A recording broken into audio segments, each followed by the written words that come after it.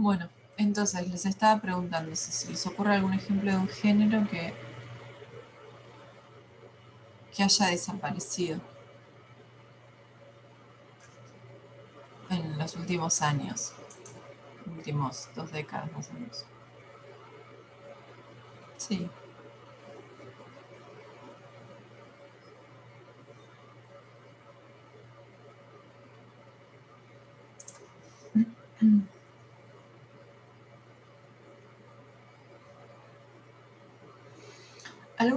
¿Alguna de ustedes recibió alguna vez una carta por correo?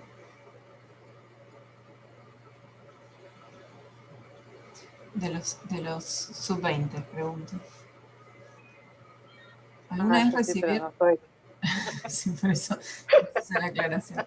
¿Alguno de los sub-20 recibió alguna vez una carta por correo? ¿2 cartas? ¿3? Bueno, Ignacio, vos no. Ujú. Bueno, eh, cuando hago esta pregunta en la presencialidad, veo más manos no levantadas. Esto es tipo, alguna vez recibieron una carta y por ahí 15 levantan la mano, y 2 cartas ya 8, y 3 cartas 2, y todos confiesan haberlas recibido porque en alguna circunstancia, tipo, no sé, porque en la escuela nos dijeron que mandáramos una carta, ¿no? Como un evento, que el evento en sí mismo fuera la carta, y hasta 20 años atrás nos comunicábamos por carta, qué sé yo, la gente que teníamos a varios kilómetros, ¿no? Era la única manera, bueno, el teléfono, pero salía lo que salía también. Y había que tener teléfono. Eh, y la carta, o sea, la carta con la función que tenía, de verdad, la de mandar y recibir noticias, desapareció. ¿Por qué género fue reemplazada? ¿Por qué tipo de texto? Bien, por el mail. Y fíjense qué interesante, porque este ejemplo me parece que funciona muchísimo para entender la relación entre lenguaje y sociedad, y entender la relación esta que hace Bakhtin entre el género discursivo y la praxis, ¿no? La cosa esta de la relación entre los géneros y el hombre en sociedad, ¿sí? O sea, las cartas, no sé yo si uno puede saber cuándo se mandó la primera carta. El género epistolar existe desde hace cuántos años, o sea, siglos, ¿no? Siglos. ¿Y el mail cuántos días duró? ¿Cuánto tiempo se usó mail para mandarla? Me voy de vacaciones y te mando un mail para ver cómo me está yendo. ¿Cuánto tiempo duró? Les pregunto, ¿eh? En la historia de la humanidad. Sí, nada. Nada, si lo comparamos con la carta, nada. ¿Qué sé? 2 décadas, 3 décadas, como mucho. Por ahí estoy exagerando. Enseguida fue reemplazado. Sí, enseguida fue reemplazado. Bueno, ahora con la telefonía celular y ahora ya con WhatsApp, que reemplazó un montón de otras cosas. ¿Sí? Esta cosa que todo el tiempo se dice de que las nuevas tecnologías, cómo se aceleró la comunicación y esta cosa de la comunicación. Bueno, esa misma rapidez con la que cambian las cosas en la actividad del hombre en sociedad se refleja también en los géneros discursivos. La carta, que existió durante siglos, fue reemplazada por el mail, que duró 20 años, ¿sí? Y ya, ¿quién escribe un mail? Algo de cuestiones de trabajo, pero digamos, para la comunicación interpersonal no se usa más, ¿sí? Entonces, fuerte relación entre los géneros discursivos y las prácticas, la actividad del hombre en sociedad, ¿sí? Entonces, frente a esto, yo antes les decía, bueno, una de las cuestiones que se plantea Bakhtin es, ¿tiene sentido hacer un listado de géneros discursivos? No, no tiene sentido hacer un listado de géneros discursivos, como tampoco tiene sentido listar las actividades que hace el hombre en sociedad. ¿Para qué lo haríamos? Y además van cambiando permanentemente. Cambia la actividad, cambia entonces las características de los géneros discursivos. Lo que sí plantea él es que sí se puede hacer una organización o una categorización de géneros entre géneros discursivos primarios y géneros discursivos secundarios.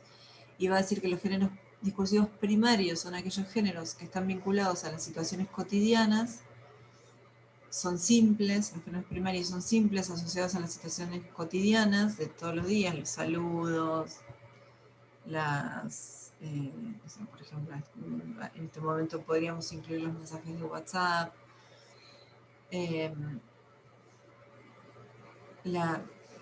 general son tipos de textos más breves, más sencillos, que tienen que ver con la comunicación cotidiana. En general, muchos son orales. Por ahí, bueno, ahora el WhatsApp, además el mensaje de texto también fue reemplazado por el mensaje de voz. Frente a los géneros discursivos secundarios, que son más complejos, que son más extensos, que están asociados a situaciones culturales complejas, no a las cosas de la vida cotidiana, sino a situaciones culturales complejas.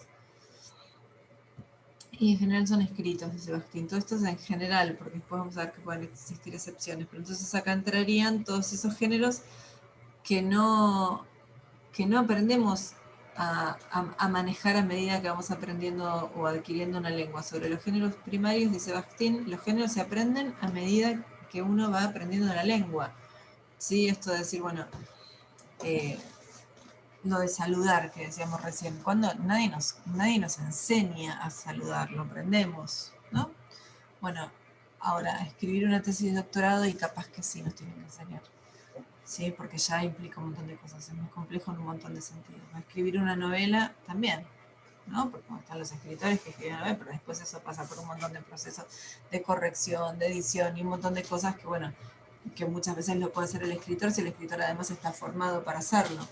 ¿Sí? Pero si no, necesita todo un equipo de gente que trabaje con eso, ¿sí? Entonces los géneros primarios asociados a situaciones culturales simples, es decir, a las situaciones de comunicación de la vida cotidiana, aquellas que vamos aprendiendo en medida que vamos adquiriendo la lengua materna, y después los géneros secundarios, que son aquellos que están asociados a situaciones culturales más complejas, más extensos, en general escritos, y que en general tienen una dificultad que si los queremos usar los tenemos que aprender algunas características. Otra de las cosas que dice Bakhtin es que muchas veces los géneros secundarios absorben a los primarios. ¿Qué quiere decir con esto? Algo muy sencillo, tan sencillo como que, por ejemplo, en una novela, género secundario, puede aparecer un saludo cotidiano entre dos personajes, ¿sí? Y lo que plantea es que todo género, ¿sí? Está en vinculación directa con la realidad, lo que decíamos antes. Esta clase está en vinculación directa con la realidad. La realidad nuestra no va a ser la misma cuando esta clase termine. Vamos a estar más cansados, vamos a estar más aburridos, vamos a saber más de la teoría de la enunciación, vamos a estar más confundidos, puede pasar cualquier cosa, ya ustedes me lo dirán, y si hay más confusión, la clase que viene la resolveremos. Pero algo va a cambiar, ¿sí? Con los géneros primarios pasa lo mismo, obviamente tienen menos impacto, pero también tiene que ver con la realidad. Cuando yo saludo en serio a alguien, ¿sí? Y de hecho, si yo salgo de acá y no saludo al encargado va a decir, uy, qué mala onda, o va a decir, qué maleducada, o va a decir, uy, debe estar un poco distraída Sabrina de la mañana que no me saludo, porque toda la mañana lo saludo y hoy no lo saludé, estaba pensando en otra cosa. También, ¿no? Cuando salíamos a la mañana a dar clase. Bueno, pasan esas cosas, como, digamos, afectan de alguna manera la realidad, ¿sí? Entonces, cuando ese género primario queda absorbido por el género secundario, por ejemplo, un saludo pasa a formar parte del género secundario, el género primario pierde ese contacto con la realidad, ¿sí?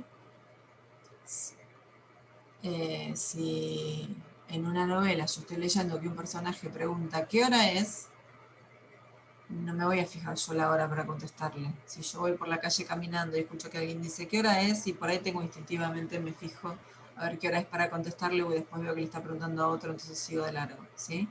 Pero si en una novela yo veo que leo que un personaje pregunta ¿qué hora es?, no me voy a fijar yo la hora que es para contestarle. Esa situación queda asumida dentro del mundo que se construye en la novela, ¿sí? Y esa novela como totalidad va a tener un impacto sobre lo social. Es decir, yo después de leer la novela me voy a decir qué buena novela, qué mala novela, me cambió la vida, mirá vos, voy a saber más de la cultura, qué sé yo, mexicana, porque la novela era una novela mexicana, lo que sea, ¿sí? ¿Se va entendiendo hasta acá? ¿Me van siguiendo? Sí, profe. ¿Qué de todo esto les llama la atención? ¿No les llama la atención? ¿Lo conocían? ¿Ya lo sabían? ¿No lo sabían y de pronto les llama la atención? ¿No entienden? ¿Entienden? ¿Quieren comentar algo? Me encantaría tener un Creo poco de feedback, que lo sí. hacemos todos los días, pero sin la conciencia. Sí, sí, totalmente. No somos conscientes hasta que hay en general no somos conscientes de esto que sucede hasta que hay eh, alguna violación o una restricción, ¿sí? Es decir, hasta que pasa algo, esto que yo les decía antes, bueno, si me voy en joguineta a una fiesta, top. Bueno, ahí, digamos, cuando hay una cosa no esperada y todos nos va a llamar la atención. En algún momento también cuando dábamos este tema, a mí me gustaba hacer un ejercicio en clase que era que invitaba a pasar un alumno o una alumna al pizarrón conmigo, hacíamos una escena de ascensor, por eso le llamo muchas veces conversación de ascensor. En la primera conversación repetíamos la escena 2 veces, ¿no? En la primera yo le decía al alumno o la alumna que actuaba conmigo, íbamos al piso 90 de un edificio, solos, solas, en el ascensor. Y la primera vez que lo hacíamos, yo le decía que arrancara la conversación ella o él. ¿Con qué les parece que arrancaba la conversación? Hola, ¿cómo estás? Bien, y ni siquiera, no era un saludo, arrancaba directamente con otro dato, con otro tema, es un tema de ¿A qué piso vas? también, después de eso, piensen que la Hola. situación es entre dos personas desconocidas que van a compartir unos segundos encerradas en un habitáculo.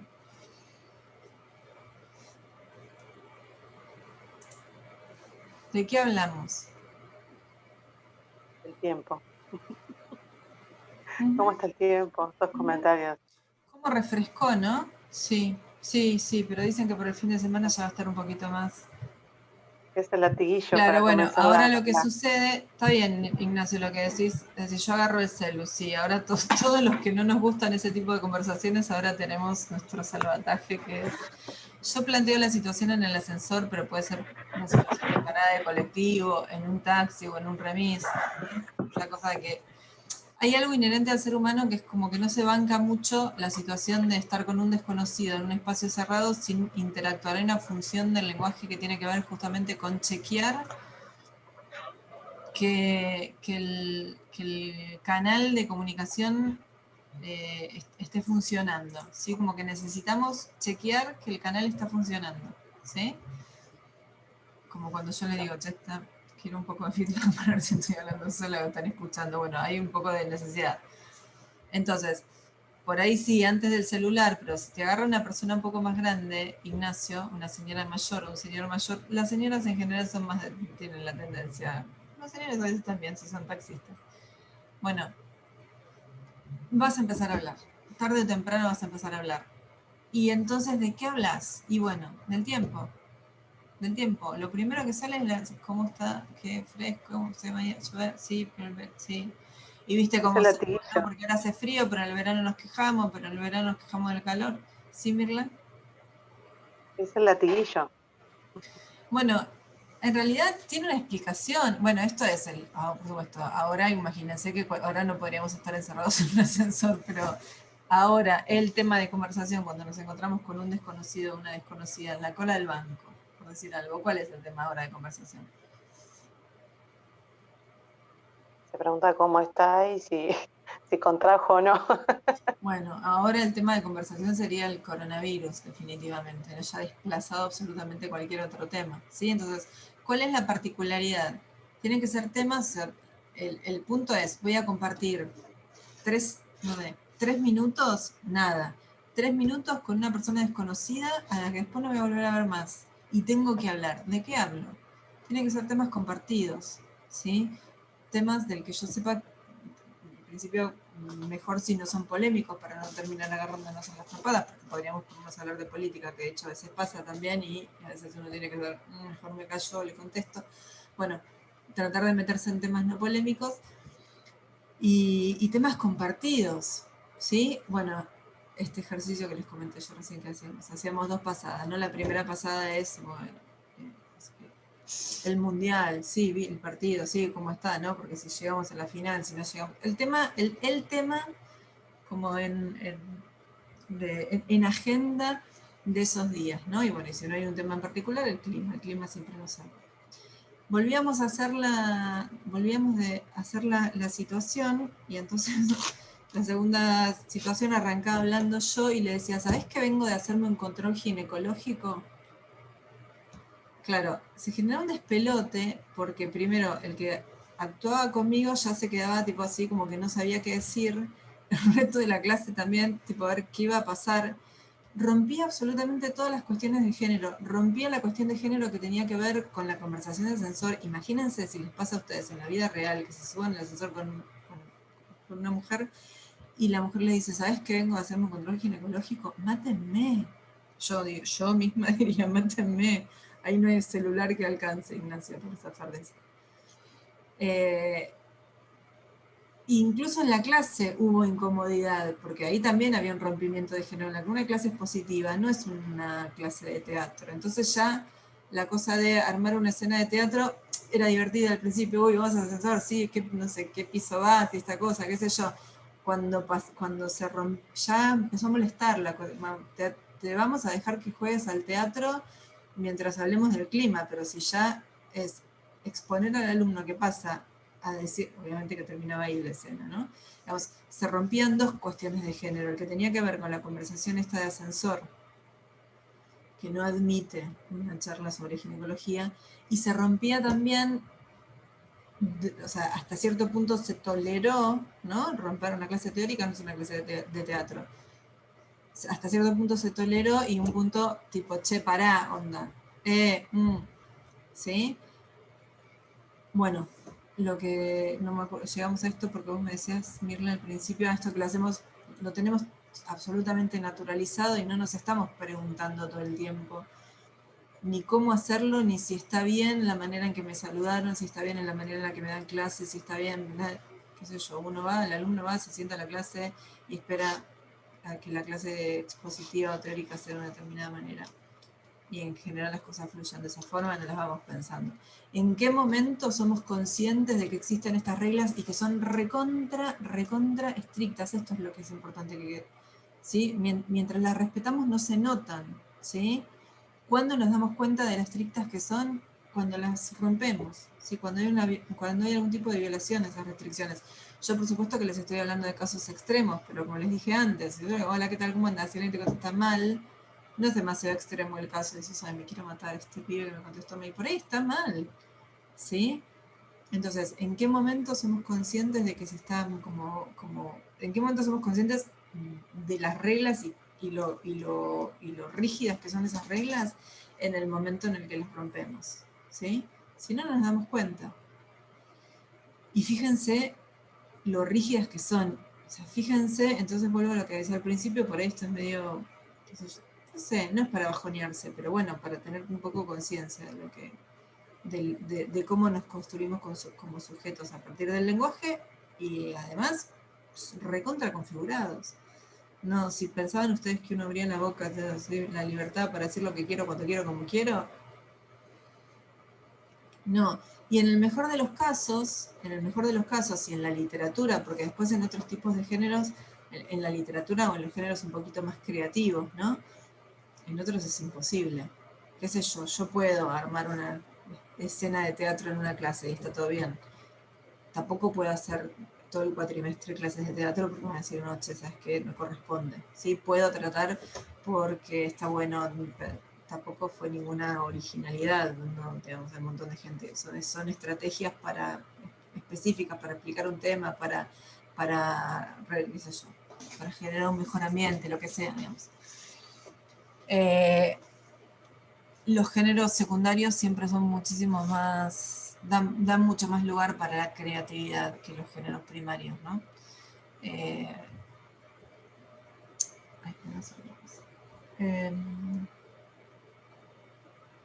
Esto, ¿no? En la literatura, en los géneros un poco más creativos, hay más espacio para, bueno, la creatividad muchas veces tiene que ver justamente con romper esas reglas, ¿sí? El cuento sin final, por ejemplo, o el cuento en el que no pasa nada, o el cuento en general cuenta una historia desde el principio hasta el final, ¿sí? Y de pronto tenemos cuentos que empiezan desde el final. Entonces, en realidad, lo original y lo interesante y lo que sea, no sé, pienso en Cortázar y sus instrucciones para dar cuerda al reloj. ¿Qué sé yo? Es un cuento, es un relato. ¿Cómo lo clasifico? Es difícil de clasificar justamente porque no tiene la estructura del cuento. Pero justamente lo que lo hace ser interesante es que existe una estructura para el cuento, ¿sí? Justamente es lo que es porque rompe esas estructuras, es decir, que en definitiva está reconociendo la existencia de esas estructuras y lo que se hace es romperlas para hacer ese cuento, ¿sí? O sea que en definitiva el que se escapa de estas estructuras se está escapando de las estructuras y al escaparse las estamos reconociendo. ¿Se entiende esto que estoy diciendo, no? Entonces, bueno, esta es la importancia de la descripción de los géneros discursivos.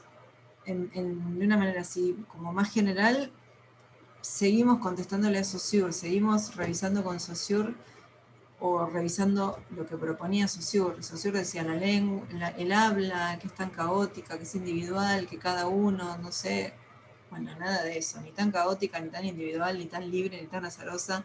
Hay reglas también distintas de las que atraviesan el sistema de la lengua, evidentemente son distintas, pero también hay mucha regla también, y se puede estudiar, todo se puede estudiar, todo, porque yo les voy a hacer una pregunta a ustedes y en la mayoría de los casos ya sé que me van a contestar, por ejemplo. A ustedes ahora en clase y en cualquier otra situación. ¿Sí? Yo antes de leer bueno, conocer los géneros también muchas veces facilita, por ejemplo, la lectura. Cuando uno empieza a conocer las características de los textos que circulan en el ámbito académico, ya sabemos más o menos esto, por supuesto, después de mucha práctica, ¿no? Pero sabemos qué páginas vamos a pasar así y en dónde tenemos que prestar atención. Y esto es por conocer el género más que el contenido. ¿Sí? El conocimiento del género al que pertenece un texto nos facilita muchísimo la entrada a ese texto.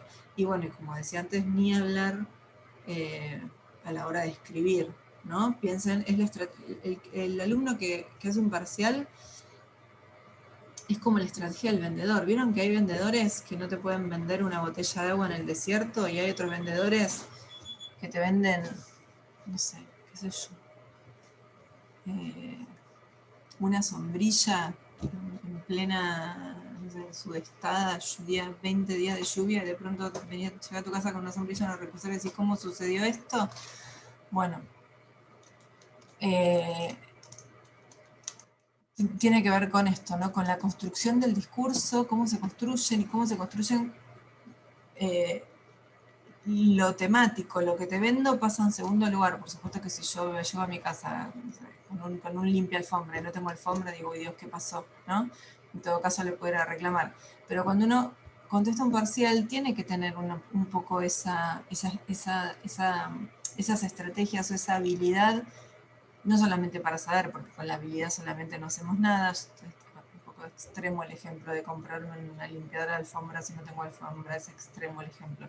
Si yo no sé, para la hora de contestar un parcial, por mucha estrategia discursiva que tenga, obviamente que nos antes a dar cuenta, es a lo que normalmente nos referimos con guitarreo, ¿sí? Pero saber y además acompañarlo de una buena estrategia con la cual, además de que saben, me convencen a mí de que saben, ¿sí? Es genial. Hay gente que por ahí sabe un montón y que no me puede, y no me puede convencer.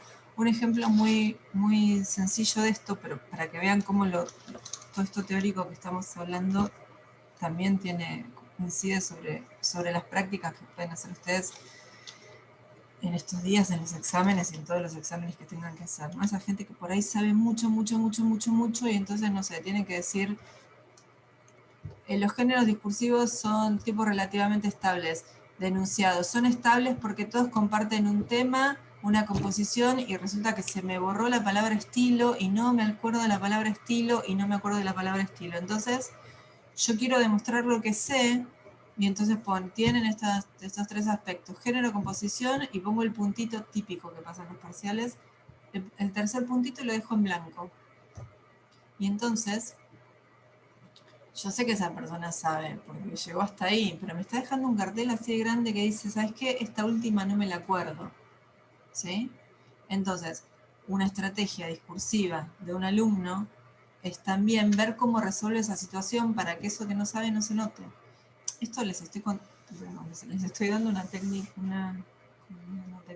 para que reflexionen sobre cómo ustedes pueden también, o sea, no solamente el contenido, no, porque a veces no se trata, y además hay palabras, hay terminología específica que no se puede, y de hecho si me querés poner un sinónimo de estilo, primero encontrarlo, y segundo, porque los nombres, es como si quisieras en Saussure encontrar, qué sé yo, un sinónimo para inmutabilidad. Si en el parcial me pones la no cambiabilidad, y la verdad es que te lo voy a subrayar, porque no está bien, porque son Claro, nombres hay propios. textos que es más complicado, ¿no? Hay textos que son más Digamos, con la complicados para terminología buscar. específica no. Con la terminología Y específica no. Después con otras palabras, obviamente que puedes usar sinónimos con la terminología específica. Pero bueno, qué sé yo, no sé, el recurso podría ser, bueno, los enunciados, los géneros discursivos son tipos relativamente estables de enunciados, y por ahí omitir, después puede ser que yo te diga, che, por ahí acá falta esto, pero, o sea, resolverlo de alguna manera en la que no me dejen el hueco en blanco que me están, che, ¿sabes qué? Mira, esta profe no me la supe, digamos. ¿Qué les quiero decir con esto? No, ¿qué les quiero decir con esto?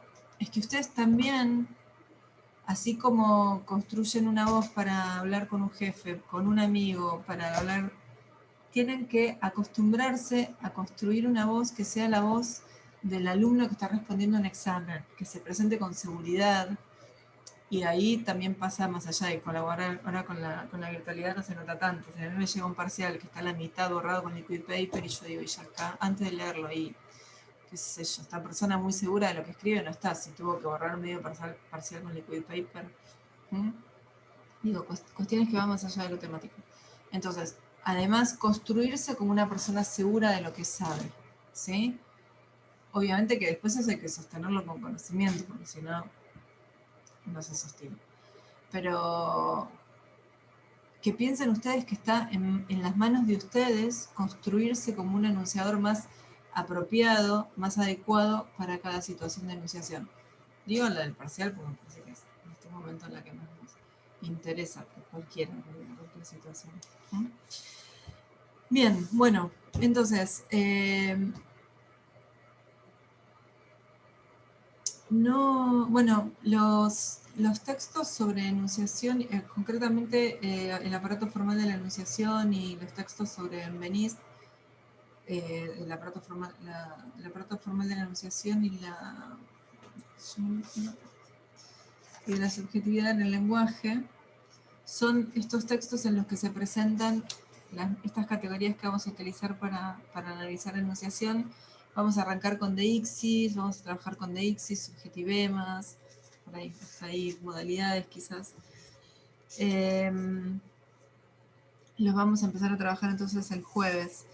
Y entonces a partir del jueves vamos a trabajar con ya también con textos, ¿sí? Para que ustedes vean de qué manera vamos a analizar esto que aparecía planteado en el video de Juan. Bueno, ¿cómo analizamos la enunciación? Primero, por un lado, tenemos que ver cuál es la situación de enunciación, cuál es la escena englobante, cuál es la escena genérica, cuál es la escenografía. Y a partir de ahí, ver cómo se construye el enunciador, cómo aparece ese enunciador en esa situación, de qué manera lo encuentro, de qué manera aparece presentado.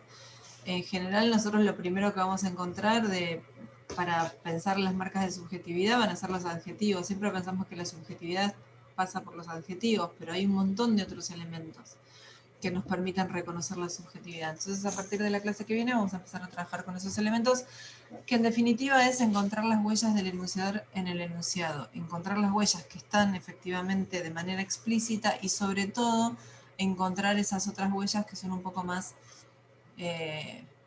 sutiles, ¿no? vamos a ver, por ejemplo, cuando trabajemos el concepto de subjetivema, vamos a volver un poquito a Voloshinov sobre lo de la valoración de las palabras, ¿no? Un subjetivema de quién habla. Del objeto un subjetivema es una palabra muy cargada de subjetividad. ¿De quién habla? ¿Del objeto del mundo al que me estoy refiriendo solamente? Bueno, nos vamos a meter con eso. Lean el texto entonces de Bakhtin para tener un poco más claro el concepto de los géneros discursivos. Lean o relean si pueden Benveniste. De todas formas, Benveniste lo vamos a retomar la clase que viene y vamos a retomar lo que preguntabas vos al principio de la clase, Mirla, sobre esto de la constitución del sujeto, la categoría de persona, la relación entre la primera y la segunda, este constante, cada vez que tomamos la palabra, lo hacemos hacia una segunda persona, ¿sí? Es un diálogo, siempre estamos hablando con alguien. Entonces, cómo la categoría de persona se construye también a partir de la oposición con esa segunda persona que se convierte en primera cuando responde, y todas estas cuestiones tienen que ver con la deixis, con el sistema de dícticos, que también vamos a trabajar la clase que viene, ¿sí? Pero bueno, les pido por favor que me vayan acompañando ustedes con la bibliografía, porque si no van leyendo la bibliografía y no me hacen preguntas puntuales, me resulta un poco más difícil a mí también Profe, pensar la clase. Sí, entonces el texto para leer sería, había mencionado la plataforma de enunciación, ese ya lo había sí. mencionado, ¿no? Para Para leer, que me metan a ver, porque había textos del módulo 4 también. no, uy, esperen que está en el módulo 3. Bastín está en el módulo 3, si no me equivoco. Sí, sí, es módulo 3. Ah,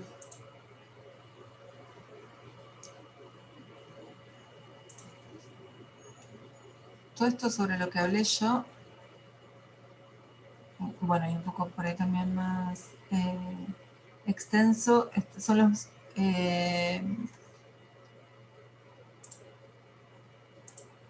bueno, para que vean, pero en realidad si entran a ver, serían estos dos. Estamos en el módulo 3, el archivo 4, bibliografía sobre géneros discursivos de Bakhtin, y las 5 clases sobre Bakhtin en géneros discursivos. Es una clase que dio una profesora de la cátedra que se llama Pavla Diab, y que habla un poco sobre estos puntos sobre los que comenté yo. ¿Sí? Pero bueno, sobre todo el texto teórico es este, el material teórico, que es un extracto de Estética de la creación verbal de Bakhtin, del libro, y de ese libro está sacado este texto que se llama El problema de los géneros discursivos. Que bueno, en algún momento cargará o no. El libro es Estética de la creación verbal y el texto se llama El problema de los géneros discursivos. Bueno, ustedes léanlo, por ahí van a aparecer algunas cosas que yo acá no mencioné. Si hay cosas que les resultan difíciles, las comentamos la clase que viene. Por supuesto que como todos los textos que hemos trabajado hasta ahora, no lo vamos a ver en su totalidad, sino sobre todo vamos a hacer hincapié en lo que yo les fui comentando.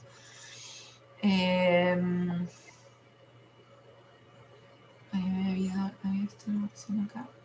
Ah, bueno, van a ver sobre el comienzo del texto que justamente vuelve a criticar, ¿no? Bueno, vuelve, digo yo, porque nosotros ya lo hicimos acá en la clase. Critica la mirada abstracta que tiene de la lengua y del uso de la lengua Saussure, y bueno, y después plantea las cuestiones teóricas que yo les he ido comentando, sobre todo esta cuestión de todo, pero por ahí, bueno, en la clase que viene lo podemos volver a comentar, la cuestión esto del carácter dialógico del enunciado, como que todo enunciado se construye como respuesta a enunciados anteriores, como en diálogo con enunciados contemporáneos y esperando una respuesta de enunciados posteriores. Esto es, esperando una respuesta no quiere decir una respuesta del tipo sí o no, sino como que el discurso sea retomado en discursos posteriores. Y otra cosa en relación con esto que quería decir, que van a ver que Bakhtin, en este sentido del dialogismo, de la relación dialógica entre los enunciados, plantea que en definitiva los enunciados, cada enunciado de cada uno de nosotros se suma como una suerte de cadena, y cada enunciado es un eslabón de una parte de una, o sea, un eslabón de una cadena que va a estar unido a enunciados anteriores y enunciados posteriores. Le faltaría ahí en la metáfora la cosa de la relación con los enunciados contemporáneos. Y que en esta va a decir que siempre hablamos a través de la voz de otro, ¿sí? Que en realidad, bueno, todo lo que dije yo hoy es lo que ya dijo Bakhtin, lo que ya dijo Saussure, lo que ya dijo Benveniste, lo que ya dije yo en clases anteriores, lo que ya dijeron otros alumnos míos en clases anteriores, lo que dijeron ustedes en esta clase, ¿sí?